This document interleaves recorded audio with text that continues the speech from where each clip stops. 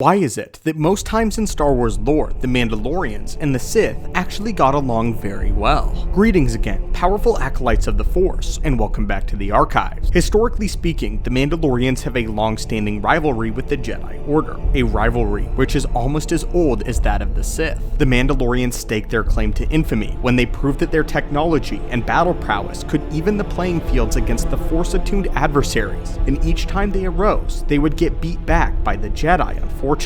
However, not without leaving a few marks on the wider order. But the Mandalorians can hold a grudge, and they aren't above resorting to any means necessary to destroy their enemies, so long as it doesn't violate their creed. This just so happens to give them many similarities to that of the Sith. It's no secret that the Mandalorians and the Sith have held a near-exclusive alliance for a great deal of time during the Old Republic Classic era. In fact, the Mandalorian and Sith forces would either outright join, or endorse one another when fighting against the Jedi and the wider Republic. One would think that the Mandalorians actually despised the Sith because they were basically just like the Jedi, but worse. But in actuality, that couldn't be farther from the truth. The Mandalorians had the Sith's back in many of the biggest wars, and there was a great deal of respect that the Beskar-wearing warriors gave to the apostles of the dark side. So much respect, in fact, when Maul, a Sith, literally became the leader of the Mandalorians in the Clone Wars. They adored him and were fiercely loyal to his cause. So why exactly is this? What is it that makes the Sith and the Mandalorians work so well together?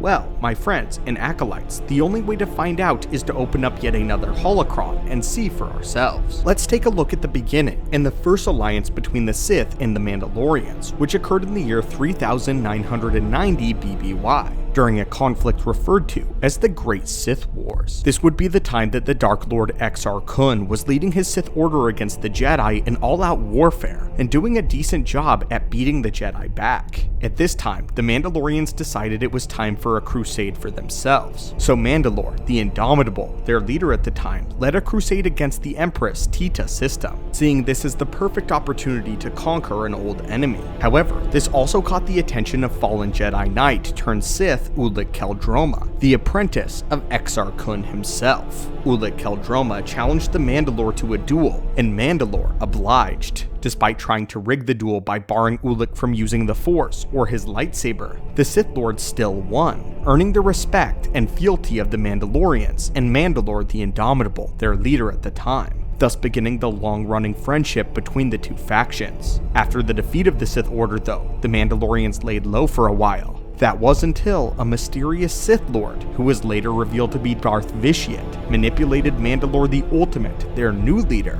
into starting a war with the Republic. He had convinced their leader that it was their religious right to do battle with the Jedi once more, and this time, win. This began the Mandalorian War, where the Sith weren't exactly or directly involved with much of the conflict, but more so pulling the strings in the background from deep space, hidden by the darkness itself. Mandalore the Ultimate would actually give away the secret of the Sith still being alive to Revan slightly before Mandalore's death, which is what caused Revan and Malak to search into the unknown regions of space in order to hunt down and destroy the Sith looming deep. The first time that the Mandalorians would actually fight against the Sith would be during a war known as the Jedi Civil War, when Darth Revan returned to battle with the Jedi Order, now a fully formed Sith Lord. When Revan returned to known space to do battle with the Jedi Order, subsequently, the Mandalorians didn't work with the Republic, but focused their efforts on attacking specific cells of Revan's forces in order to exact revenge against him during the Mandalorian Wars. They would continue to do battle with Darth Malak until the war was ultimately resolved. However, this was not the end of the friendship between the Mandalorians and the Sith. Their cooperation would again resume during another conflict known as the Great Galactic War, when the resurgent Sith Empire put in place a Mandalore of their own to bring the Mandalorian people together to fight alongside the Sith directly, which they claimed they would be equals. For a while, the Mandalorians served their function well, and even participated in the Yavin Coalition when they helped the Jedi and Sith destroy the returned Darth Revan and his Revanites. Following this, the Mandalorians would also help in the fight against the Eternal Empire when the Galactic Alliance was ultimately formed. Interestingly, there was was a second time when the Mandalorians would fight against the Sith, which would be during the New Sith Wars, when the Jedi actually paid them for their allegiances. But as we know, after the fall of the Old Republic and the beginning of a brand new era, the Mandalorians would be reformed as well, and would go through a series of their own civil wars, while the Sith were laying low in the Rule of Two era. During this time on Mandalore, there were three factions now vying for total control of the title of Mandalore and the planet itself.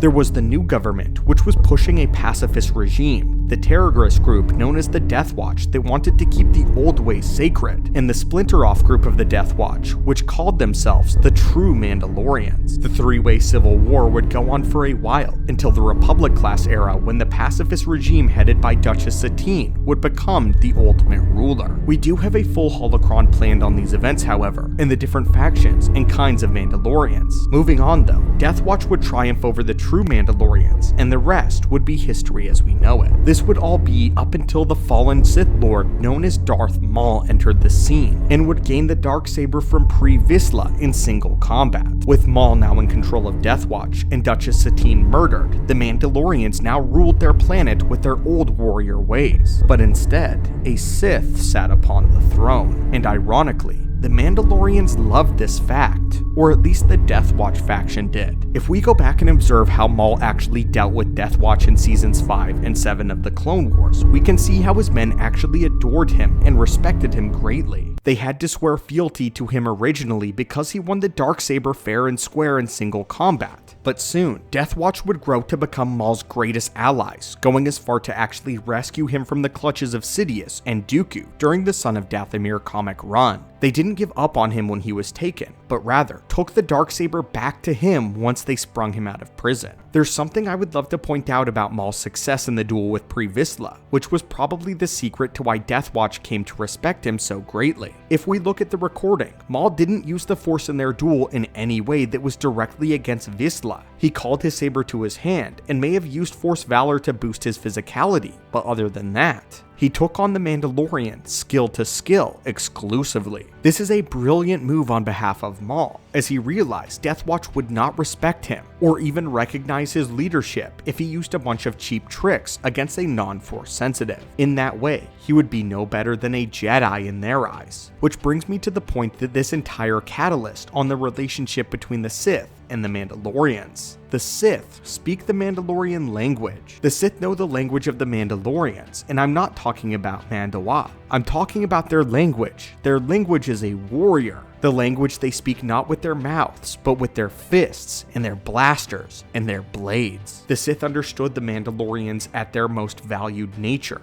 and so speak to them on that level. Maul earns the respect of Death Watch because he himself respects their creed and their insistence on dying with honor. The whole crux of this friendship lies in the one thing that the Sith and Mandos have in common with one another. Both of them believe that conflict will only breed evolution. Only through war, dominance, and doing what is necessary can cause the galaxy to break through its barriers and reach a better, brighter tomorrow. The warrior's way goes beyond the thrill of the fight. It is their very religion. The Sith understand the Mandalorians because the dark side understands them, and vice versa. The Mandalorians respect the Sith because they can see that the Sith can bring about change through strength. By this logic, of course, Death Watch honors Maul as their true leader. But anyway, my friends, this is why the Mandalorians and the Sith got along extremely well together. I hope you all enjoyed this holocron and breakdown, and if you have other related Mandalorian topics you would like to see explored, please feel free to request them in the comments down below. As always, my friends, thank you so much for watching, and this is the way.